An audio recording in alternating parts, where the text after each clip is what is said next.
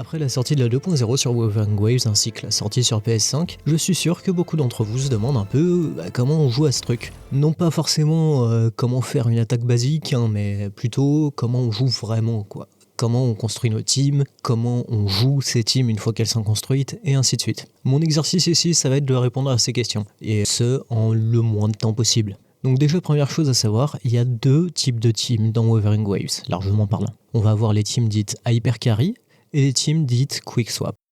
Donc l'Hyper Carry, c'est assez simple à comprendre en fait. C'est que toute votre team est construite de façon à renforcer un seul personnage qui sera votre DPS principal. Les teams Quick Swap de leur côté, ça va être un peu plus complexe. On est sur deux DPS généralement qui vont échanger de place très rapidement. Donc le Quick Swap en fait, pour expliquer, ça vient de cette idée dans Wuthering Waves que quand on a certaines longues animations, on peut changer de personnage et les animations vont se finir sans nous. Et donc pendant ces animations, on peut faire plus de dégâts en faisant des animations sur un autre personnage. On va commencer par l'Hyper Carry parce que c'est vraiment la façon de jouer la plus simple à comprendre. L'Hyper Carry, c'est donc, comme je l'ai dit, le principe d'avoir deux personnages pour renforcer le troisième qui sera notre DPS principal. Tous les personnages peuvent être joués en Hyper Carry. Il suffit juste de trouver les bons supports pour. Et généralement, ça va être donc notre DPS principal, un sub DPS, ainsi qu'un healer. On va prendre Jian en exemple, étant donné que c'est le premier personnage limité du jeu, et ainsi que probablement l'un des plus simples à jouer. Donc pour Jian, on va vouloir le jouer avec Mortify et un healer. Le healer importe peu, ici on va prendre Shorekeeper.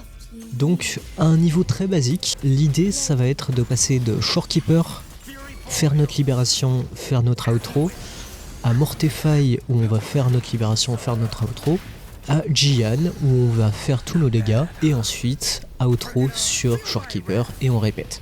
Alors ça peut paraître un peu simpliste dit comme ça, mais c'est vraiment l'idée principale en fait.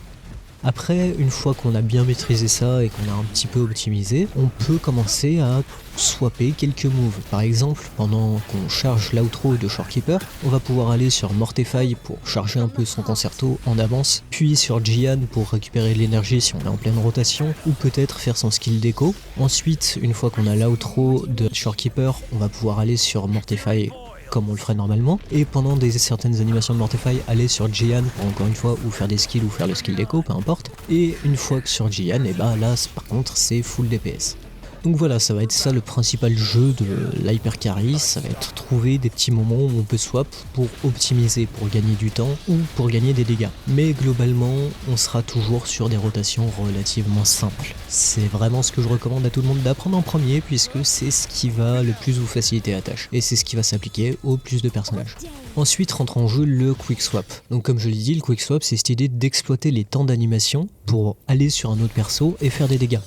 C'est un style de jeu qui va être beaucoup plus dur à apprendre et à maîtriser étant donné que ça demande beaucoup plus d'expertise purement mécanique en termes de juste quel point vous pouvez appuyer sur les boutons, mais ça va être aussi généralement ce qui va faire le plus de dégâts, en tout cas pour beaucoup de personnages. Et puis bon, c'est stylé quand même. Quelques exemples de teams là qui me passent par la tête, ça va être Xiangli Yao avec Changli, Calcharo avec Yang Yang, ça va être Carlotta avec Sanhua. Vraiment, il y a énormément d'exemples, je vais pas tous vous les faire, mais quelques teams que je peux vous recommander si vous voulez vous habituer au style de jeu. Ça va être Sanhua avec Yang Yang, Xiangli Yao avec Changli et Calcharo avec globalement n'importe qui, mais je vous recommanderais chaudement Yang Yang. Il n'y a pas vraiment de rotation précise à suivre ici. Il y a des rotations que les gens créent et pour ça je vous recommande chaudement d'aller regarder des speedruns ou des choses comme ça puisque c'est là que les gens vont passer le plus de temps sur leurs rotations justement. Ce sera les rotations les plus optimisées, les plus peaufinées. Mais globalement moi je trouve ça plus agréable à jouer un peu en freestyle en fait. Des noms que j'ai cités pour les teams Quick Swap, il y en a deux qui ressortent à mon sens. Il y a Calcharo et Changli. Et je vais parler de ces deux-là plus en détail, parce que c'est un peu ceux qui m'ont donné envie de faire cette vidéo. Pour ce qui est de Changli, je pense que c'est un personnage qui est très facile à mal comprendre. Parce qu'on regarde son kit et on se dit ouais c'est un support feu. La réalité c'est vraiment que c'est un deuxième DPS pour n'importe quel team. Changli c'est le personnage le plus souple de Wuthering Waves. Vous pouvez la mettre n'importe où et elle va bien marcher. Vous pouvez la mettre avec Yang Yang, ça va marcher. Vous pouvez la mettre avec Chixia, ça va marcher. Vous pouvez la mettre avec Calcharo, ça va marcher. Avec Jian, ça va marcher. Avec Changli, bon bah il y a un problème, mais techniquement ça marcherait quoi. C'est vraiment un personnage qui est très flexible. Et pour cette raison, je vous recommande vraiment d'expérimenter avec. S'il y a un personnage que vous aimez bien, essayez de le mettre avec Changli, même si ça n'a aucun sens. Peut-être que Alto Changli c'est une team de fou. Je l'ai jamais testé, mais peut-être que c'est une team de fou, à vous de voir. Pour ce qui est de Kelcharo, c'est un peu plus compliqué. On est sur un personnage qui est vraiment mécaniquement demandant. Il faut savoir ce qu'on fait quand on joue Kelcharo, sinon c'est très vite la merde. Et c'est pour ça d'ailleurs qu'il paraît assez faible aux nouveaux joueurs. Généralement, on va pas trop savoir comment gérer certaines situations, et du coup on va perdre des stacks, et du coup on va pas pouvoir faire nos DM, donc nos Death Messenger, c'est les gros coups qu'il fait pendant son ultime. Et avec tout ça, on se retrouve avec beaucoup moins de DPS que ce à quoi on s'attendrait sur un Qiangli Yao par exemple. Et pourtant, Kelcharo est à mon sens le personnage le plus fun et probablement l'un des meilleurs personnages du jeu. Il y a quelques secrets que je vais vous révéler ici. Le premier, ça va être le plus simple. Ne jamais faire de contre-attaque quand on est dans sa libération. En fait, sa contre-attaque, ça peut paraître comme une bonne idée parce qu'elle fait quand même des bons dégâts, attention. Mais elle vous donne pas de stack. Et le but de la libération de Kelcharo, c'est vraiment d'avoir ses DM, ses Death Messenger. Et pour avoir ces Death Messenger, il faut des stacks. Et pour avoir des stacks, il faut faire des attaques normales. Et uniquement des attaques normales. Et ainsi, vu que sa libération a un timer limité, on se retrouve très vite face à un problème qui est que les contre-attaques, ça prend du temps, ça donne pas de stack, donc ça fait perdre du DPS. Une fois qu'on a compris ça, il faut maintenant implémenter une stratégie. Qu'est-ce qu'on fait quand on esquive même par accident? Et tout simplement on réesquive derrière. C'est pour ça que c'est très important sur Kelcharo de ne pas spammer les esquives. Parce qu'il y a un petit système de cooldown un petit peu sur les esquives. Quand vous en faites 2 à la suite, vous n'allez pas pouvoir en faire une troisième. Et l'idée c'est que si on esquive un coup avec Kelcharo, on veut la deuxième esquive pour ne pas avoir à faire la contre-attaque. Petite note de l'éditeur ici, en fait je me rends compte que j'ai pas du tout expliqué pourquoi ça marche. En gros, votre deuxième esquive va cancel la première esquive d'une certaine façon et va faire en sorte qu'elle ne comptera pas comme si vous aviez esquivé une attaque et donc ne comptera pas pour une contre-attaque. Une fois qu'on a bien compris ça, on arrive au deuxième problème. Les attaques basiques, elles prennent vraiment longtemps sur sa libération quand même. C'est un peu chaud d'avoir 3 DM. 3 DM c'est un peu ce qu'on vise en fait. Je reparlerai du 4 DM après. Mais 3DM c'est déjà un peu chaud si on fait des attaques normales. Et c'est là qu'arrivent les anim cancel, donc les animation cancel. Donc ici on va vouloir cancel sa deuxième attaque normale. C'est-à-dire qu'on va faire la première attaque normale, on va cliquer pour faire la deuxième, et juste après avoir cliqué, on va esquiver. Et ça va lancer le clone qui va nous avoir un stack sur la deuxième attaque, mais ça va pas faire toute l'animation. Et donc vous allez pouvoir faire vos stacks beaucoup plus rapidement qu'autrement. Juste en combinant ces deux techniques et en travaillant un petit peu votre anim cancel, vous allez normalement pouvoir avoir 3 DM très facilement. Après, on rentre dans la domaine du 4DM.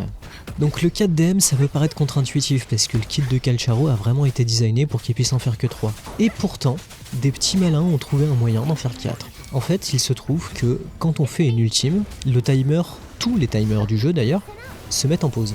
Et dans les timers du jeu, il y a les timers d'ultime, dont celle de Kelcharo. Et donc, la contrepartie de ça, c'est censé être que les animations sont verrouillées pendant les ultimes. Si vous regardez un peu les ennemis, généralement ils sont freeze. Mais, si vous regardez un peu les ennemis encore une fois, vous allez remarquer qu'à la fin des animations d'ultime, ils recommencent à bouger. Et pour vos personnages, c'est la même chose. Ça fait que si vous lancez une ultime pendant que Kelcharo fait son DM, il va finir l'animation du DM et il va pas utiliser de timer.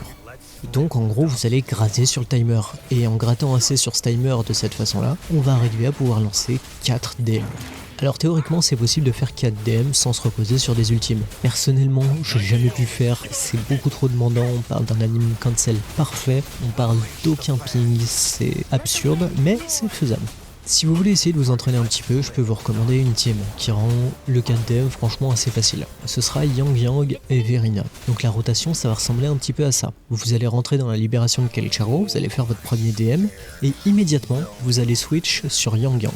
Sur Yang Yang, vous allez faire votre libération, et immédiatement, vous allez re-switch sur Kelcharo. Sur Kelcharo, vous allez atteindre votre deuxième DM avec l'anim cancel dont on a parlé, et ensuite, vous allez immédiatement swap sur Verina. Sur Verina, vous allez faire son ultime, et ainsi de suite. Vous revenez sur Kelcharo, vous faites votre anim cancel, vous avez votre troisième DM, et là, vous êtes un peu libre de passer sur quelqu'un d'autre pour faire un skill ou autre. Personnellement, je le recommande pas pour les débutants. Restez sur Kelcharo, faites votre quatrième DM.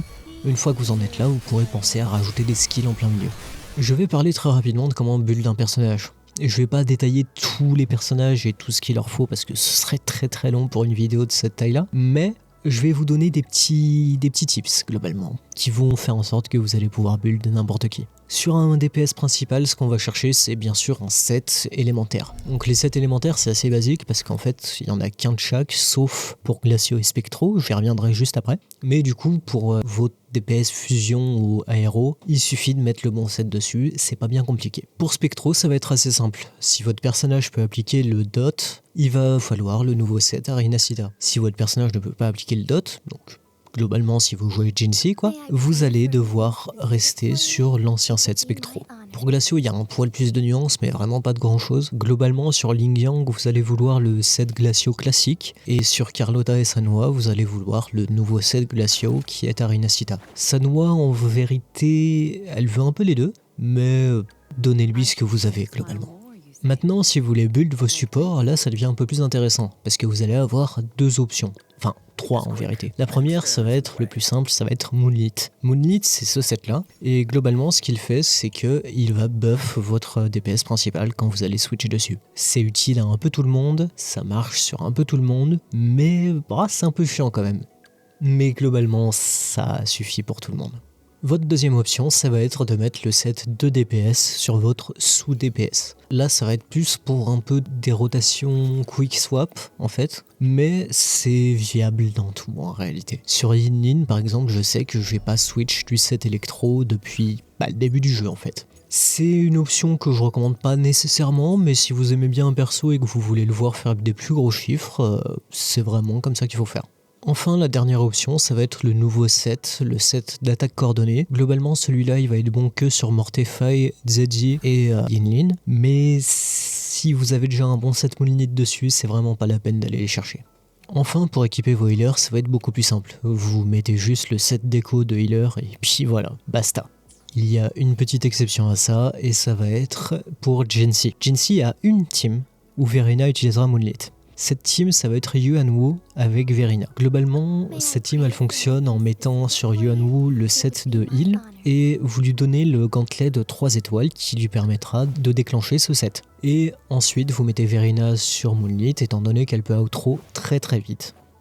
Enfin, en termes de gear, on va parler des armes très rapidement. Globalement, c'est pas bien compliqué si vous n'avez pas leur signature. Donc l'arme qui est en bannière avec eux, vous mettez l'arme standard sur eux. Si vous n'avez pas l'arme standard, globalement tous les 4 étoiles c'est un peu de la merde, mais ils se valent tous plus ou moins.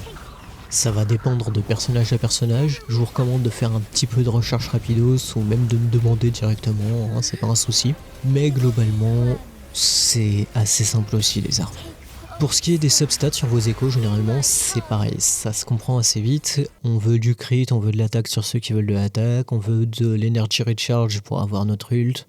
C'est pas bien compliqué. Si vous avez un doute, je vous invite à utiliser mon calque Excel. C'est assez basique et il n'y a pas tous les personnages dessus pour l'instant, mais ça compare les échos correctement globalement. Enfin, je tenais à passer un message qui, pour moi, est probablement le plus important. Ne vous fiez pas à des tier lists. Ne vous fiez pas à des rankings, à quoi que ce soit. Ne vous fiez pas à des top 15 des meilleurs personnages. Et généralement, ils ont toujours tort. Et même s'ils ont raison, ça vaut pas le coup de jouer la méta par rapport à ce qui vous fait plaisir. C'est ce qui vous fait plaisir qui vous fera rester longtemps sur le jeu, et c'est comme ça qu'on gagne. Jouez les personnages que vous aimez, et jouez-les dans les archétypes que vous aimez.